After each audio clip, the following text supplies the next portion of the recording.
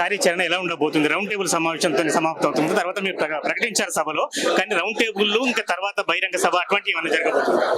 అన్ని జిల్లాలలో round table కార్యక్రమాలు ఉంటాయండి. అయితే ఇప్పుడు అసెంబ్లీ ప్రారంభం అవుతున్నటువంటి నేపథ్యంలో ఫిబ్రవరి 12వ తారీఖు అంటే ఈ నెల 12వ తారీఖు ఇందిరా పార్క్ దగ్గర మహాధర్నా ఉంటుంది. ఈ మహాధర్నాలో ఇతర రాష్ట్రాల నుంచి గెస్ట్లను, అట్లనే మన రాష్ట్రంలో బీసీ హక్కుల కోసం పనిచేసినటువంటి పెద్దలను, మేధావుల్ని, విద్యార్థుల్ని, మహిళలను అందరినీ కూడా ఇంక్లూడ్ చేసుకొని పెద్ద ఎత్తున మహాధర్నా పెట్టబోతా ఉన్నాము. సో దాని ద్వారా ఈ ఎజెండా మొత్తం ఏదైతే ఉందో తక్షణం రాష్ట్ర ప్రభుత్వం నుంచి సాధించుకోవాల్సినటువంటి ఎజెండా ఈ 3 అంశాలను కూడా ముందుకు తీసుకొస్తా ఉన్నాం. ఒకటి, జ్యోతిబా పూలే విగ్రహానికి సంబంధించినటువంటి పాజిటివ్ ప్రకటన ఏప్రిల్ 11th లోపల ప్రభుత్వం నుంచి రాబట్టాలన్నది మొదటిది. రెండవది, ఇప్పుడు వచ్చేటటువంటి బడ్జెట్లో 20,000 కోట్ల బడ్జెట్ బీసీలకు కేటాయించాలన్నది రెండవది.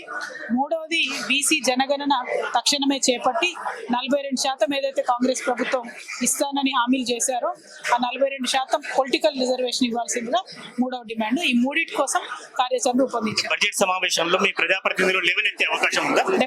డెఫినెట్ మేము లేవనెత్తుతాము. ఇతర పార్టీలతో అందరితో సమన్వయం చేసుకుంటాము.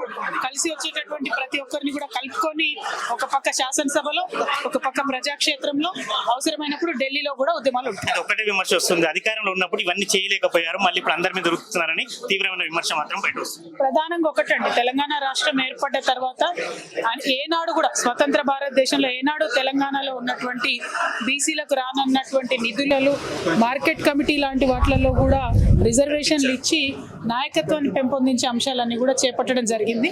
అయితే అదే ఒరవడిని ఇప్పుడు మళ్ళీ గవర్నమెంట్ వచ్చిన తర్వాత కూడా కొనసాగించే ఆలోచనలో కేసీఆర్ గారి ప్రభుత్వం ఉండింది.